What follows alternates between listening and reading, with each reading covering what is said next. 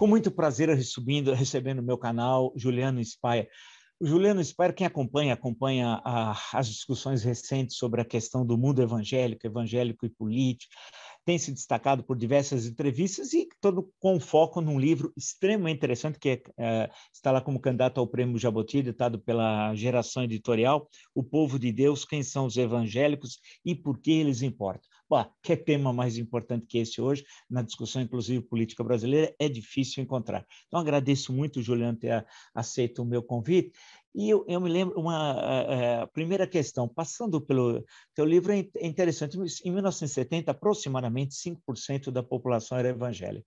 Hoje, quase meio século depois, aproximadamente, alguns falam um terço da população é evangélica. Poxa, houve um salto quantitativo fabuloso, mas mais do que isso, eles deixaram de ser invisíveis e, mais do que isso ainda, passaram a ter uma participação política que todos nós temos dificuldade de compreender, e você abre, acho que, um caminho muito interessante, analítico. Então, me explica primeiro a seguinte questão, Juliano. O teu trabalho para conhecer uma comunidade evangélica, você foi a ela, lá em Salvador, e chegou a morar. Como é que foi esse percurso? Por favor, só para daí a gente adentrar no nosso tema. Bom, primeiro, muito obrigado pelo convite e pela oportunidade de falar desse livro. Esse livro, para quem é da academia, ele é uma espécie de temporão, né? A minha pesquisa original, que foi publicada também, é sobre internet. Eu fiz parte de um grupo de pesquisa que foi capitaneado pelo professor Daniel Miller, da University College London, junto com 8 outros antropólogos, e cada um foi para uma parte do mundo para entender as consequências e os usos das mídias sociais, né? Considerando aí o problema de que é criado, porque geralmente quando se fala de internet, as pesquisas acontecem na Europa e nos Estados Unidos e acontecem geralmente com pessoas num segmento muito específico, que são jovens, geralmente universitários, geralmente brancos e geralmente do sexo masculino. Então a gente tira conclusões sobre a internet baseado num perfil específico e meio que por conta do discurso sobre a modernidade da internet, né, a internet como sendo uma coisa nova, coloca aí como hierarquicamente inferiores, por exemplo, o uso da internet por pessoas de outras idades, por exemplo, crianças, por exemplo, idosos, ou o uso da internet por pessoas que estão em países que não são esses países ricos, né? Por exemplo, a Índia, por exemplo, o Brasil, a gente teve uma pesquisadora no Chile, outra em Trindade e Tobago, e por conta disso, a minha pesquisa ela aconteceu num bairro no extremo norte de Salvador, né? Quem conhece um pouco ali a região de Salvador, certamente já ouviu falar da Praia do Forte, né? Então é um litoral que chama Costa dos Coqueiros. Ele era, até os anos 50, ele foi praticamente esquecido do ponto de vista econômico. Ele servia basicamente para fornecer pedra e coco que era usado na indústria do sabão, né? De uma forma muito primitiva, não tinha estrada. E a partir dos anos 50, via Camaçari, as primeiras estradas foram abertas e o que eram vilas de pescadores foram se tornando espaços com a presença de algumas casas de campo, né? Casas que as pessoas iam ocasionalmente nas férias ou em final de semana prolongado. Daí, nos anos 60, aquela área se tornou uma meca do hipismo, né? Um lugar onde Mick Jagger, onde, enfim, uma série dessas pessoas muito conhecidas, certamente os baianos ali frequentavam muito, e isso trouxe, a partir dos anos 70, uma indústria do turismo, né? E hoje, além dos muitos hotéis, dos muitos condomínios, das muitas casas privadas, tem 12 hotéis de grande porte, todos eles são hotéis de grupos internacionais, com uma capacidade de 2.000, por exemplo, 2.000 quartos, e que funcionam 365 dias por semana. Porque no contexto aí dessa fala muito frequente sobre violência no Brasil, o turismo que ia para Salvador agora vai para essa região e as pessoas visitam Salvador, em vez de fazer o contrário. Então, ficam nesses espécie de condomínios fechados hoteleiros, né, com acesso a uma praia protegida, bar, etc., e fazem pequenas incursões em Salvador.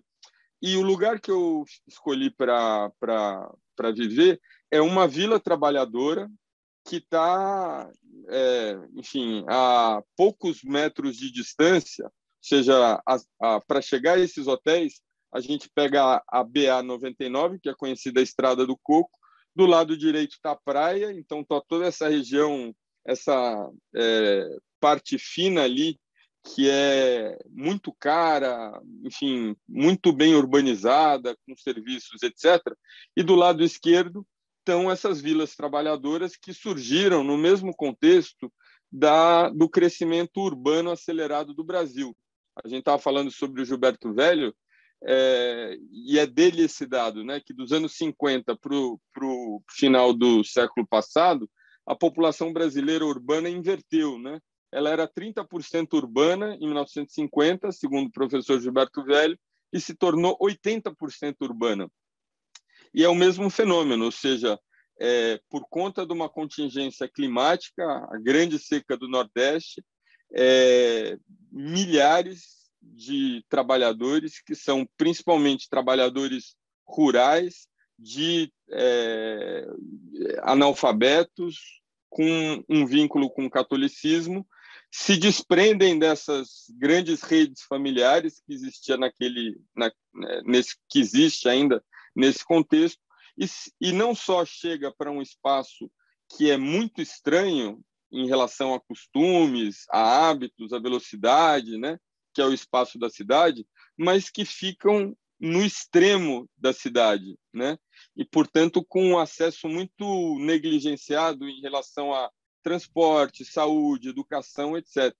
Muitos dos principais problemas e questões que a gente vive hoje, vê nas capas dos jornais, estão associadas a essa criação, a criação desses espaços periféricos, questão da mobilidade urbana, a questão da violência urbana, da criminalidade, e, entre outros assuntos, o tema dos evangélicos, né? Mas esse é o espaço em que eu estava vivendo, um espaço tão comum e tão banal, entre aspas, que por todo o meu trabalho de campo, que durou 18 meses, né, a gente alugou uma casa, fomos, né, a família toda, alugamos uma casa e vivemos ali durante 18 meses. E durante esse período todo, para a maior parte das pessoas, eu era um policial que trabalhava escondido, né? À paisana. E faz todo sentido que eles tenham pensado isso, porque em qual outro contexto um homem adulto, branco, sem nenhum vínculo familiar com a região, chegaria a um lugar e passaria o dia à toa fazendo perguntas, né?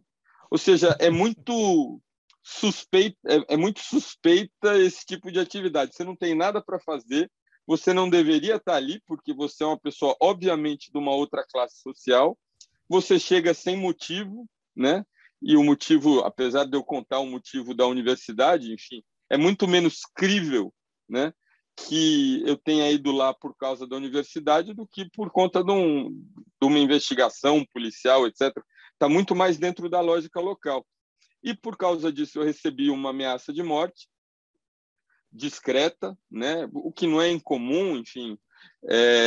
Mas conversando com o meu orientador, ele falou: olha, a partir de agora, para de perguntar sobre esses assuntos mais delicados, porque é um lugar que pode ser perigoso, né? Enfim, por muitos motivos, a própria criminalidade, mas também relações complexas ali entre o poder governamental e o uso de recursos naturais, até, enfim, o dia a dia de vendas de produtos, etc. Então, para de perguntar sobre essas coisas e vai fazer alguma coisa que não atrai a suspeita. E foi por causa disso que eu fui para as igrejas, né? E graças a isso tive assim uma descoberta, eu acho que rara nesse sentido, não rara por eu ter uma sensibilidade particular, mas pela contingência, ou seja, de tendo uma certa formação como cientista social e historiador, observar na prática e ao vivo que o entendimento que a gente tem, a gente, eu digo nós, né, dentro dessa classe média alta, que é principalmente diferenciada pelo acesso a uma universidade por vias de escola pública, né, e que não precisa trabalhar nessa época. Eu fui observando que, apesar de ter tido essa formação, o meu entendimento sobre a sociologia e a antropologia desse fenômeno era muito medíocre, né? Era pior do que uma ignorância, era preconceituosa. E o povo de Deus é o resultado desse trabalho. Então, ele não é minha pesquisa, ele é um esforço, primeiro, de registrar etnograficamente a experiência de ter vivido nesse lugar e ter frequentado com recorrência duas igrejas, uma protestante histórica batista e uma pentecostal, Assembleia de Deus, com frequência, né? Era uma atividade que fazia parte da minha rotina durante esse período, e daí conversar com a literatura acadêmica sobre esse assunto para, de alguma forma, oferecer ali dados que não fossem a minha opinião, considerando que tem aí uma linda, impressionante e rica literatura sobre esse assunto no Brasil e no mundo. Deixa eu te colocar uma primeira questão. Você destaca a importância das igrejas evangélicas no enfrentamento de problemas, vamos fazer o do universo familiar, das desagregações familiares que ocorrem, por exemplo, nas regiões periféricas, mas ainda hoje, nas grandes regiões metropolitanas, isso certamente é muito, muito mais grave. Então, na medida em que a chegada do pastor e da conversão daquela família, primeiro pode ser da mãe, depois da filha, e geralmente o problema, boa parte das vezes, é o pai, alcoólatra, droga, um filho com droga, etc., envolvido também com crime, e aí vem a reorganização daquela família, com base nesses princípios que são aceitos, e a partir de então essa família, vamos chamar assim, começa a prosperar. Prosperar no sentido daqueles gastos, que era aquele dinheiro jogado fora, na droga, na bebida, no crime, e na desorganização familiar, passa a fazer parte daquele todo, daquele quantum, e aquela família passa a viver em condições melhores e ter perspectiva de futuro. Se acentua muito isso. Agora, além disso, isso que eu queria colocar para você, Júlia, é dessa relação, que é uma reorganização no interior dos núcleos familiares, há uma questão política, é aí que eu queria colocar justamente a questão política. Você, nas suas observações de uma igreja protestante histórica batista e de uma Assembleia de Deus pentecostal, há diferenças, ponto A, nessa linguagem do contato do pastor com a comunidade? E ponto 2, em termos políticos, fica um discurso do pastor, há ou não um discurso, e diferencia, no caso do protestantismo histórico, em relação aos pentecostais? Bom, primeiro deixa eu só fazer um ligeiro comentário. Eu não uso esse termo desorganizado, né? Sim, tá, Da tudo bem. família desorganizada e também não julgaria que o uso da bebida, por exemplo, né? Ela é simplesmente um dado ali de socialização importante, né? Sim. Mas a consequência disso é, de fato, uma economia que é usada para outro propósito, né? Mas mas de fato existem problemas, existem contingências, existe uma exposição à violência e principalmente hoje na questão da criminalidade. A criminalidade, eu diria até, está muito associada a um problema diferente, que é o adentramento, né, a entrada da mulher no mundo do trabalho para manter, enfim, padrões de rendimento familiar que sustentem ali a casa. E, com isso, os filhos da casa ficam desassistidos, pelo menos durante o contraturno escolar, né? Quando a escola não está fechada em greve ou por algum outro motivo, essa falta de supervisão dentro de um espaço em que os vínculos familiares tradicionais, históricos, estão menos presentes, então as pessoas cuidam menos umas das outras, é que essas crianças e adolescentes se sentem mobilizados, interessados na aproximação de formas, enfim, de prosperar mais rapidamente. Eu vi um amigo meu que, nesse momento da vida, chegou para o pai dele e falou assim: pai, se você não quer ser meu pai, o traficante quer, né? Então, eu tenho a impressão que tem mais a ver com essa questão familiar do que propriamente um problema, né, da família ou da estrutura. É uma família popular, né? Em relação à diferença entre igrejas históricas e pentecostais, as diferenças são, por um lado, gritantes, mas convergentes, né? Gritantes porque a igreja protestante histórica, ela é uma igreja mais envelhecida, né? Mais tradicionalizada, mais estruturada ao longo dos anos. Ela tem redes de organização internacionais, elas têm centros, né, polos, os batistas, por exemplo, nos Estados Unidos, enfim. E isso impõe uma série de regras. Por exemplo, na Igreja Batista, o pastor ele recebe um salário, mas é um salário modesto. Então, o pastor continua trabalhando, né? O que significa que a Igreja Batista, por exemplo, tem principalmente uma igreja mais modesta, tem menos atividades do que, por exemplo, a Assembleia de Deus, que eu frequentei, em que o pastor tinha um salário bom e, portanto, ele estava à completa disposição para servir e realizar atividades. Então, a igreja funcionava 7 dias por semana em todos os turnos. Inclusive, nesse sentido, suprindo essa demanda muito importante de coisa para fazer para quem é criança e adolescente. Então, aula de dança, aula de música, aula da Bíblia, enfim, encontros, conversas, reunião de jovens, né?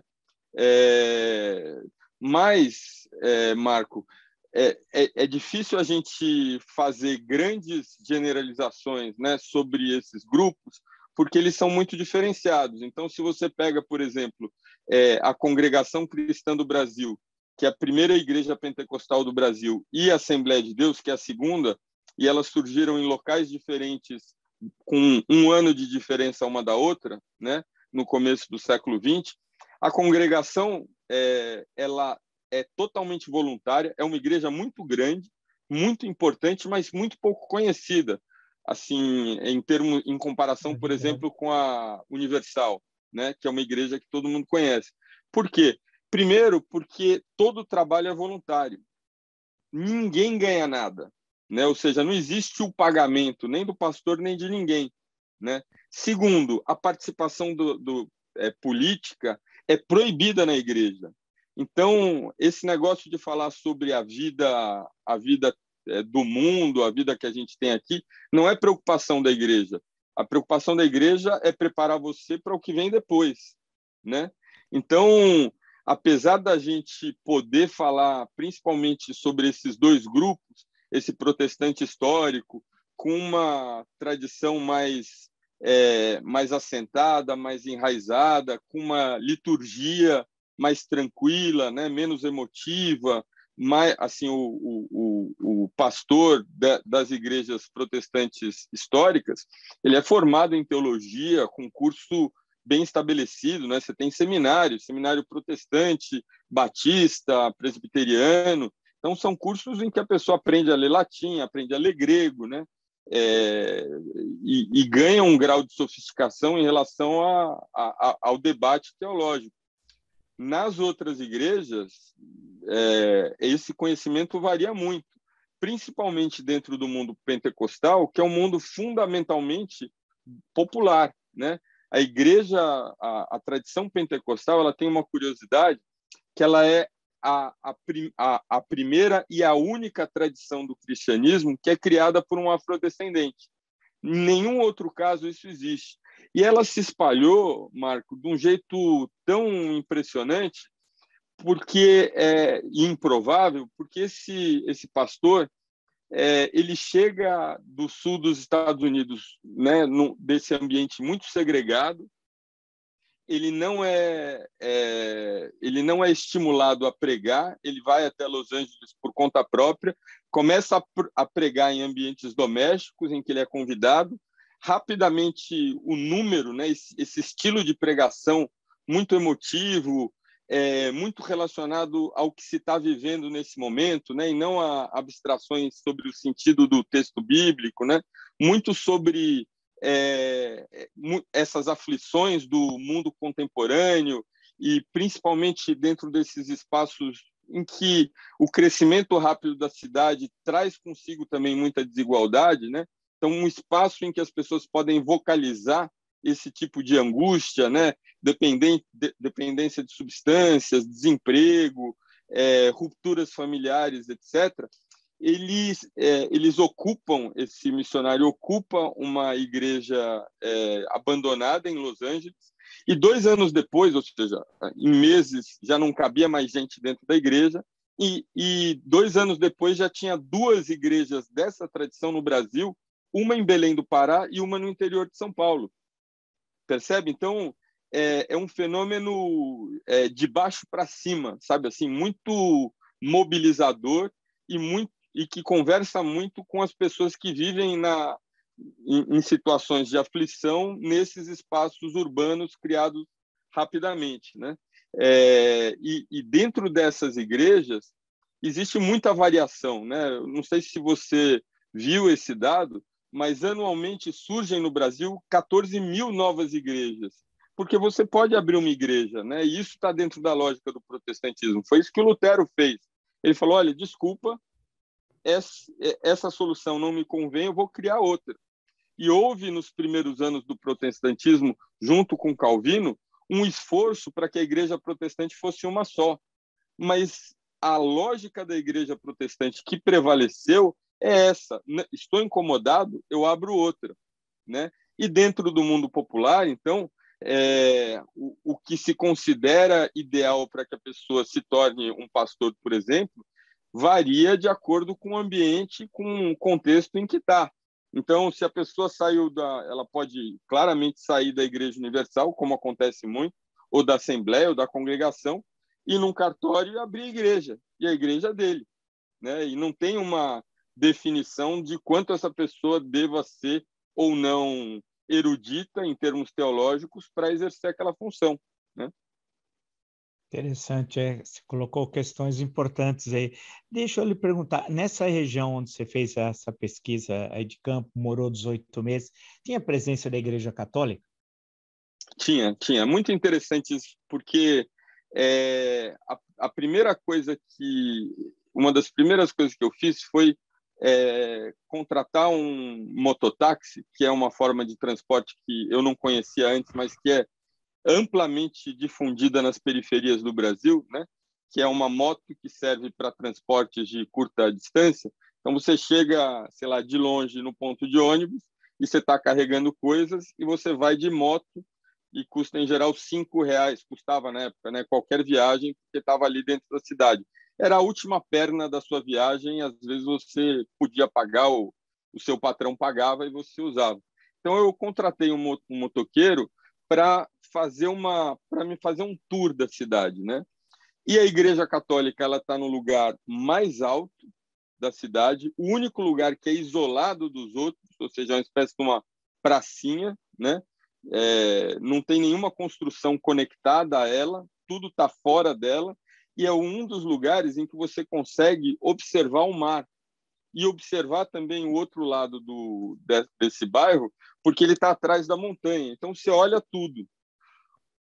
dentro dessa viagem, ao longo dessa viagem, né, o motoqueiro acho que ele achou curioso a minha curiosidade sobre tudo, né? Daí ele começou a falar, olha, aqui é um terreiro de candomblé, aqui tem outro. E eu notei, primeiro, que eles estavam todos nas periferias, né, nos espaços mais distantes, né, em parte em função da relação que o candomblé tem com a terra, com o terreiro, com o chão, com as plantas, com os animais, com o ambiente rural, mas também escondidos, em contraste muito explícito com a igreja. Então, tinha a Igreja Católica no centro, né? Uma igrejinha, o padre aparecia lá a cada 3 meses, porque a velocidade da Igreja Católica, tanto para construir como para formar padres, é muito mais lenta do que da Igreja Protestante, né? Porque é um monopólio, então tem que passar por todas as etapas de formação, né, do padre, que em última instância é um servo do Papa, né? O Papa é o CEO da Igreja Católica, entre aspas, né? 9 terreiros de candomblé ativos, mas que não se identificavam, e no meio disso, ou seja, pensando na Igreja Católica como centro desse bairro e os terreiros de candomblé mais afastados, você tinha cerca de 80 igrejas evangélicas. Pensa num bairro de 20 mil habitantes, né? Eu estou aqui num bairro de classe média chamado Pompeia, né, em São Paulo. Eu conheço 2 igrejas protestantes no raio de 5 quilômetros de distância. Nesse mesmo raio, ali, tinha cerca de 80 igrejas evangélicas, as que eu contei, sendo que, por exemplo, só da Assembleia de Deus eram 23, a matriz e mais 22, que elas eram criadas porque, dependendo da distância que você está, a pessoa pode ser um impedimento para ela caminhar ou se deslocar até a igreja principal. Mas se tiver uma igrejinha do lado, fica mais possível. Então, tem esse processo muito intenso de criação de igrejas, que contrasta de uma forma muito clara com a Igreja Católica, que é uma igreja pequena, com baixa frequência, geralmente ela é cuidada pelos paroquianos, né, pelas pessoas que frequentam, o padre vai ocasionalmente, e com, enfim, uma liturgia que é a liturgia católica, que é uma liturgia lenta, né? Daí você vai para a igreja protestante histórica, ou os presbiterianos, ou os batistas, os metodistas, etc. E daí você já tem um violão, em alguns casos um piano, e você tem mais música cantada na liturgia, né? Enfim, eventualmente você tem um pequeno coral, eventualmente você tem pequenas bandas. Daí você entra numa igreja grande, pentecostal, daí é um espetáculo, né? Assim, um espetáculo no sentido é muito sensorial a experiência, né? Ela envolve muito a música, ela envolve, enfim, esses fenômenos de contato com o Espírito Santo, em que as pessoas ou dançam, ou cantam, ou falam, né? Falam em línguas, inclusive. É uma experiência, como eles dizem, né? Existe uma certa tensão entre os protestantes históricos e os pentecostais. Os protestantes históricos reclamam que os pentecostais são mal formados, né? E desdenham os pentecostais por isso, né? E os pentecostais atiram de volta, falando que os protestantes históricos têm uma liturgia, um culto frio, que o fogo está no pentecostalismo, né? Ou seja, as pessoas se envolvem de uma forma intensa. É basicamente isso. Não, foi, pô, uma bela exposição. Agora, não sei se é possível, mas com base em todas as reflexões que você fez com seu objeto de estudo, mas toda a reflexão no campo aí vasto da antropologia, da sociologia sobre essa questão aqui no Brasil, né? Eu trabalhei até com um colega na Universidade Federal de São Carlos, que é o Paul Freston. O Paul Freston, inclusive fui com ele fazer algumas observações, ele fazia algumas visitas a algumas igrejas pentecostais e falava para mim, tem alguma coisa que fazer? Eu falei, não, estou tranquilo, vão comigo. Eu falei, eu vou. Eu ficava só acompanhando e vendo o trabalho dele. E um grande cara... Uma grande referência. Uma pessoa séria, um grande pesquisador, é verdade. Agora, eu pergunto para você, com base em todas essas informações, essa pesquisa, essa leitura, olhando hoje, eu sei que aí, no campo acadêmico, a gente precisa tomar cuidado de fazer essa passagem, eu entendo, mas olhando a conjuntura brasileira, especialmente a partir de 2019, que já no processo eleitoral de 2018, quer dizer, não é uma novidade, isso veio vindo em 2002, 2006, mas e agora no governo Bolsonaro, essa questão está muito presente, inclusive por causa da designação de um ministro para o Supremo Tribunal Federal. E aí veio aquela expressão que acabou ficando consagrada, do terrivelmente evangélico, e os acontecimentos mais recentes da indicação de André Mendonça e aprovação pelo Senado Federal, depois de alguns meses.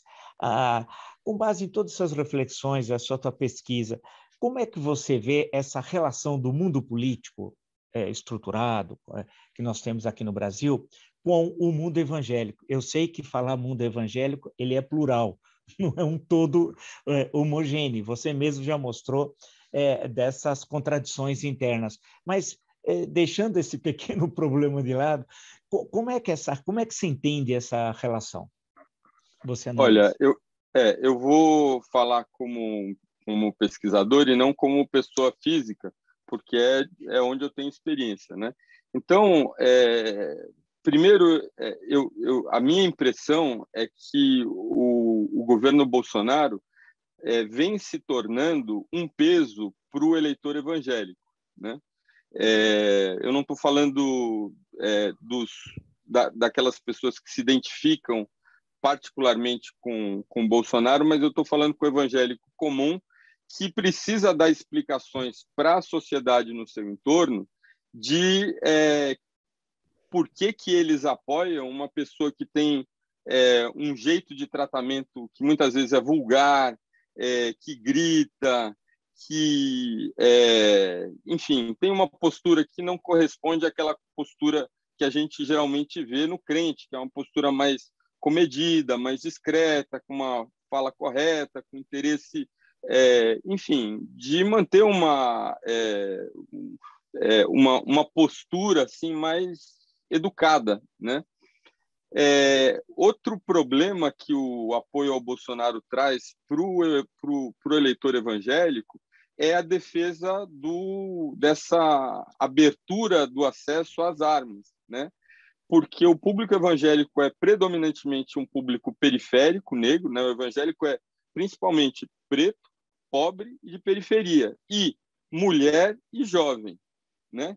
Então, imagina essa quantidade de mães negras ou pardas na periferia observando um presidente que defende que as armas, enfim, se tornem mais presentes, né? As armas já estão presentes por todos os lugares, né? Então, essa questão traz muita atenção ali dentro. Agora, o presidente Bolsonaro continua sendo o único presidente que fala claramente que defende a família tradicional. E, nesse sentido, né, ele continua ganhando uma certa lealdade dos evangélicos. Agora, dentro desse contexto, né, muito em função da conjuntura econômica, o tema da economia provavelmente vai ser um tema importante dentro dessa eleição. Mas voltando à questão do terrivelmente evangélico, eu, assim, aí uma avaliação pessoal, eu tenho a impressão que o terrivelmente evangélico foi um termo de provocação, né? E que cai bem, num certo sentido, e entre aspas, com as pessoas do outro campo que se sentem agredidas pelo evangélico que elas não conhecem, né? Poderia ter sido falado, por exemplo, um juiz maravilhosamente evangélico, né? Ou, né, amorosamente evangélico, né? Então, teve esse aspecto de instigação que eu tenho impressão tem muito mais uma função de performática do que por outro motivo, né? De criar essa polarização e essa tensão. Eu tenho a percepção, olhando dessa perspectiva, né, dos meus vizinhos evangélicos dessas áreas pobres, que o Bolsonaro marcou um grande ponto, né, ali.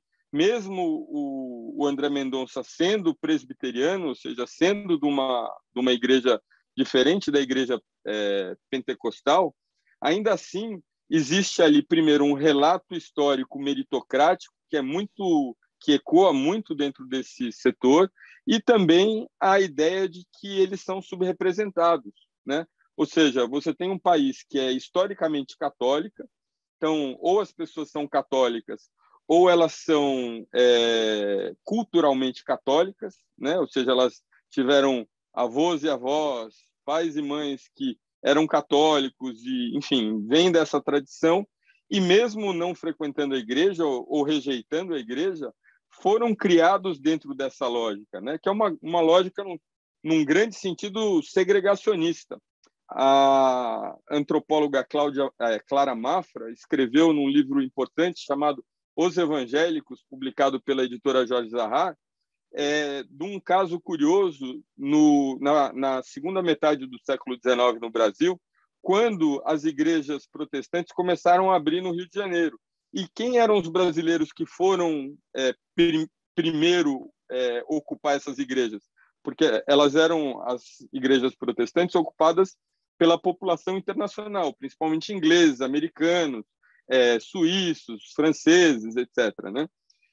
Essa população era a população pobre que, na Igreja Católica, ou sentava no fundo, ou, quando estava sentado, se chegava alguém hierarquicamente superior, um doutor, um senhorzinho, alguém de posses, um comerciante, tinha que dar o lugar para aquela pessoa importante sentar. E a professora Clara Mafra fala que na igreja, de um certo sentido muito esclarecedor, essa pessoa se dá conta que na igreja protestante, se ele sentar, o lugar é dele, né? Então, esse pano de fundo de um cristianismo de origem católica, né, ele está presente em todos os lugares. Eu não sou advogado nem jurista, então, enfim, eu tive algumas conversas recentes sobre isso, que as pessoas falam sobre, enfim, o que representaria um impedimento, né, da pessoa com convicções religiosas atuar dessa forma dentro do tribunal.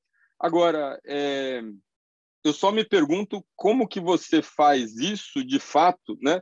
Não na ideia, no conceito e na abstração, quando você nunca deixa de ser quem você é, né? Então, a pessoa que é católica, ela é católica, né? Ela tem uma percepção do mundo católico. Se a pessoa vem de uma outra origem, ela vem de outra origem. Mas eu reconheço que eu não tenho formação nesse campo para discutir esse assunto.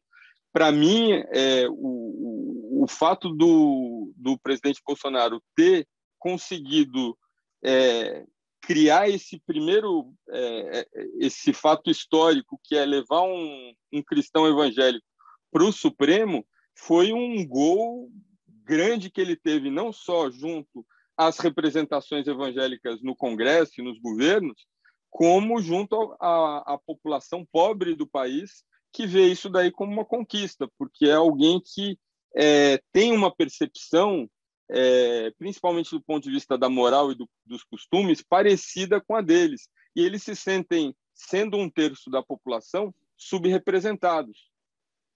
É interessante porque no governo Juscelino Kubitschek, em 1957, foi designado um batista, o Vilas Boas, ministro Vilas Boas, para o Supremo Tribunal Federal. Ficou cerca de uma década, até a década seguinte. Mas, naquele momento, essa questão evangélicos, política, tensão social, não era algo presente. a questão que se colocava política, era a disputa do JK com a UDN, era uma outra conjuntura histórica. Então, é interessante como em conjunturas radicalmente distintas, como é que essa questão se coloca, e evidentemente de forma bem diferente, né? Mas, Juliano, olha, eu gostei muito, acho que quem acompanha nosso canal, porque justamente o objetivo do canal é qualificar as reflexões sobre o Brasil, sair do senso comum, né? Que é tão habitual muitas vezes nas conversas. Daí a nossa sempre interesse de trazer pesquisadores acadêmicos, economistas, sociólogos, antropólogos, historiadores, juristas, e trazer políticos, economistas, gente que tem algo a dizer de pesquisas, reflexões. Eu acho que o teu livro é muito importante, O Povo de Deus, quem são os evangelhos e por que eles importam.